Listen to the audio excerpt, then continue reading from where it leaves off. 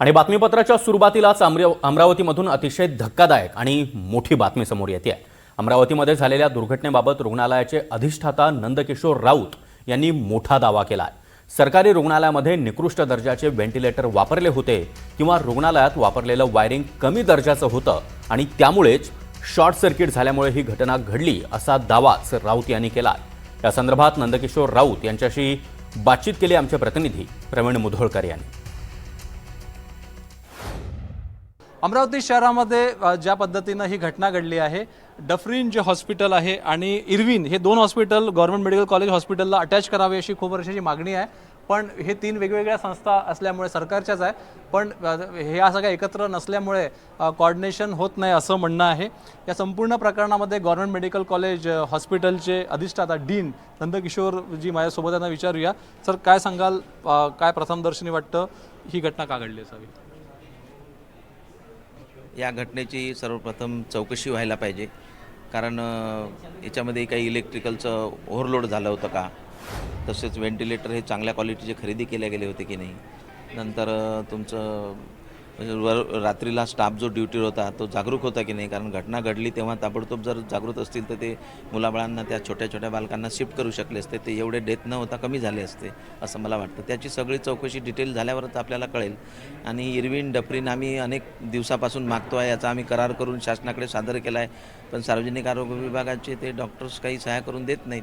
त्यामुळे वैद्यकीय महाविद्यालय स्थापित करण्यासाठी देखील बऱ्याच अडचणी निर्माण झाल्या आहे। यासाठी मी आपल्या अमरावती शहरातील सगळ्या राजकीय लोकांना पण कल्पना दिलेली आहे, परंतु सगळ्यांनी येऊन जर मदत केली तर वैद्यकीय महाविद्यालय पुढे जाईल आणि हे जे याच्यावर चांगलं प्रशासन, वैद्यकीय महाविद्यालयाचे माझ्यानंतर येणारे डीन ते चांगल्या तऱ्हेनं राबवून अशा घटनांची पुनरावृत्ती होणार नाही यासाठी ते निश्चितच प्रयत्न करतील असं मला वाटतं। सध्या मृतांचा आकडा काय किती सांग? 5 सध्या झाला आहे असं मला माहिती कळली आहे, की आता नुकतंच की 5 बालकांचे दगावले आहेत म्हणून, आणि पोस्टमार्टम चालू आहे। आणि पोस्टमार्टम चालू आहे। काही बालक सुपर स्पेशालिटीमध्ये दाखल केले आहे, काही पंजाबराव देशमुख मेडिकल कॉलेजमध्ये सुद्धा स्थानांतरित केलेली आहे। तर मी प्रार्थना करतो की ईश्वराला की ते बालकांचं जीवन वाचलं गेलं पाहिजे आणि अशी घटना पुढे घडू नये यासाठी सगळ्यांनी मिळून आपण प्रयत्न करण्याची गरज आहे। प्रशासकीय चुका काही असतील तर त्या आपण दुरुस्त केल्या पाहिजे, जेणेकरून अशी पुनरावृत्ती होणार नाही, एवढंच मला म्हणायचं आहे। या ठिकाणी बर्न इंजुरीज किती बालकांना झाली? आणि मी प्रत्यक्ष बालकांना पाहिलेलं नाही आहे, कारण सकाळी घटना घडल्यानंतर मी आता ड्युटीवर आलो तेव्हा मुलं तिकडे शिफ्ट झालेली आहे। मी आधी या वॉर्डचं निरीक्षण करायला आलो, आता तिकडे मी जाऊन पाहतो आहे की ते मुलांना किती। आपण पाहू शकतो एकंदरीतच या संपूर्ण प्रकरणामध्ये चौकशी जी आहे ती व्हावी अशी अपेक्षा व्यक्त केली जाते। व्हिडिओ जर्नलिस्ट विनय शुक्लासह प्रवीण मुधोळकर, NDTV मराठी, नागपूर। संपूर्ण महाराष्ट्राला हादरवून टाकणारी, मन सुन्न करणारी आणि काळजाचा ठोका चुकवणारी बातमी ती अमरावतीमधून आहे। अमरावतीमध्ये जिल्हा स्त्री रुग्णालयाला लागलेल्या आगीमध्ये निष्पाप बाळांचा होरपळून मृत्यू झाला आहे। रुग्णालयाच्या नवजात शिशु अतिदक्षता विभागामध्ये पहाटेच्या सुमारास भीषण आग लागली। अतिदक्षता विभागामध्ये असलेल्या व्हेंटिलेटरमध्ये अचानक शॉर्ट सर्किट होऊन मोठा स्फोट झाला। क्षणार्धात संपूर्ण वॉर्डामध्ये धुराचे लोट पसरले। या आगीमध्ये 3 नवजात बालकांचा होरपळून मृत्यू झालाय। ही आग इतकी भीषण होती की नवजात बालकांच्या कक्षामध्ये असलेले AC त्याचबरोबर इतर वस्तूही जळून खाक झाल्यात। व्हेंटिलेटरचा स्फोट नेमका कशामुळे झालाय याची कारणं मात्र अद्याप समोर आलेली नाहीत। तर अमरावती जिल्ह्यातील अंजनगाव सुर्जी तालुक्यातील मुखेड गावच्या गायत्री चोपडे यांना बाळंतपणासाठी वरुड इथल्या दवाखान्यामध्ये दाखल करण्यात आलं होतं। त्यांनी मुलाला जन्म दिला, मात्र बाळाला NICU मध्ये उपचारांची आवश्यकता असल्यामुळे त्याला अमरावती जिल्हा स्त्री रुग्णालयातील NICU मध्ये दाखल करण्यात आलं। दरम्यान रुग्णालयामध्ये आग लागल्यामुळे या बाळाचा दुर्दैवी मृत्यू झाला। अद्याप बाळाच्या आईला मुलगा मरण पावल्याची माहिती देण्यात आलेली नाही। या संपूर्ण प्रकरणाची चौकशी करून दोषींवर कारवाई करण्यात यावी अशी चोपडे कुटुंबियांची मागणी आहे। चोपडे कुटुंबियांसोबत बातचीत केली आमचे प्रतिनिधी प्रवीण मुधोळकर यांनी। बाळ जे आहे ते बाळ इथे ठेवण्यात आलं होतं NICU मध्ये, न्यूबॉर्न इंटेन्सिव्ह केअर युनिटमध्ये। बाळाला काय झालं होतं? वजन कमी होतं काय? नाही, बाळ वजन वगैरे सगळं चांगलं होतं, फक्त त्याने पोटात शी केली होती ना, ते इन्फेक्शन झालं होतं डिलेव्हरीच्या पहिले। तर ते रिकव्हरी झाली होती, आज असं झालं त्याच्याने तो गेला, तब्येतीने नाही गेला त्याच्या।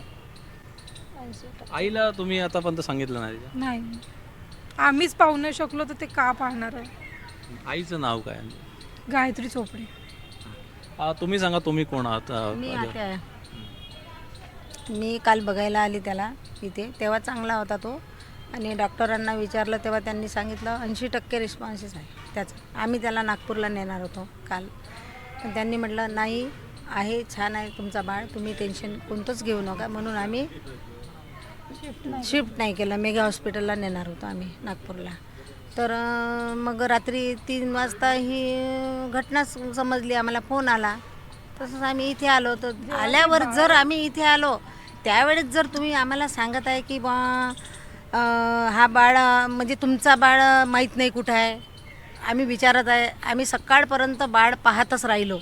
त्यांनी असं नाही म्हटलं आम्हाला का तुमचा बाळ सुपर हॉस्पिटलमध्ये आहे की कुठे आहे. हां, तिथे आम्ही त्या हॉस्पिटलमध्ये इकडून तिकडे, शेवटी ॲम्ब्युलन्समध्ये टाकलं तेव्हाच माहीत झालं की बा त्या बाळाचं असं असं झालं, इकडे नेत आहे. हां, तर आम्हाला बघूही नाही दिलं त्यांनी व्यवस्थित, म्हणजे का बा तुमचं हे बाळ आहे काही. पण आता एवढं तुम्हीच अंतिम संस्कार करून बघू दिला आम्हाला. अंतिम संस्कार कुठे केले? इथंच तेनच केलं ना, काळा केला इथं. हां, एवढ्या जडेपर्यंत बाळ तुमचं लक्ष नाही आहे. प्रशासन काय करून राहिलं तुमच्या इथलं? हां, तुम्ही ताई सांगा, काय सांगता? आम्हाला काय बोलायचं आता, काय बोलणार आहे? आम्ही बोलून तर वापस येणार आहे. येऊन पूर्ण गेले, कोळसावून आपण गेलं मारून आमचं लेकरू. एखाद्याला हे करून टाका. कसं नेणार आहे त्याला घरी? बरं, कुठे तिथे तुम्ही दवाखान्यामध्ये कुठे आग लागली आणि या NICU? व्हेंटिलेटर फुटलं म्हणते, असं त्यांचं म्हणणं आहे. आम्हाला नाही माहिती ते काय झालं. पण फुटलं जरी ताई तुम्ही सांगा. फुटलं तरी पण म्हणजे त्यांना समजायला तर पाहिजे, तिथं फायर क्लॉक नाही, काहीच नाही, एकदम जळेपर्यंत हे करत आहे, काहीच नाही, एकदम सोयच नाही तिथं. आपण पाहू शकतो या प्रतिक्रिया ज्या आहेत या घटनेमध्ये जे 3 बालकं दगावली आहे आणि ही बालकं त्यांची अवस्था विशद करणंसुद्धा अवघड आहे, कारण की आग ज्या पद्धतीनं इथं लागली होती. त्यामुळे एकंदरीतच आता या संपूर्ण प्रकरणामध्ये चौकशी व्हावी, जे दोषी आहेत त्यांच्यावरती कारवाई व्हावी अशी मागणी आहे. व्हिडिओ जर्नलिस्ट विनय शुक्लासह प्रवीण मुधोळकर, NDTV मराठी, नागपूर. अमरावती जिल्हा स्त्री रुग्णालयामध्ये आग लागली तेव्हा तिथल्या ऑन ड्युटी नर्सेसनी आपल्या जीवाची बाजी लावली. या अतिदक्षता विभागामध्ये 39 नवजात बालकांना उपचारासाठी दाखल केलं गेलं होतं. मात्र धुराचे लोट पसरताच नर्सेस आणि कर्मचाऱ्यांनी बाळांना वाचवण्याची धावपळ सुरू केली. वॉर्डमध्ये भीषण आग लागली असतानाही 2 नर्सेस आत शिरल्या. कक्षामध्ये ठेवण्यात आलेल्या पेटीतल्या बाळांना त्यांनी बाहेर काढलं. बाळांना वाचवताना आगीमुळे त्यांचे हातही भाजले. 6 बाळांना वाचवण्यात त्यांना यश आलंय, मात्र 3 निष्पाप बालकांचा दुर्दैवी मृत्यू झालाय. दरम्यान ही घटना दुर्दैवी असून चौकशीअंती योग्य कारवाई करण्याचं आश्वासन पालकमंत्री चंद्रशेखर बावनकुळे यांनी दिलंय. तर अमरावतीमधील दुर्घटनास्थळी जाऊन आरोग्यमंत्री प्रकाश आंबेडकर यांनी घडलेल्या घटनेची माहिती घेतली आहे. या रुग्णालयामध्ये निष्काळजीपणा करणाऱ्यांवर कारवाई करणार असल्याचं माजी खासदार नवनीत राणा यांनी देखील सांगितलं आहे.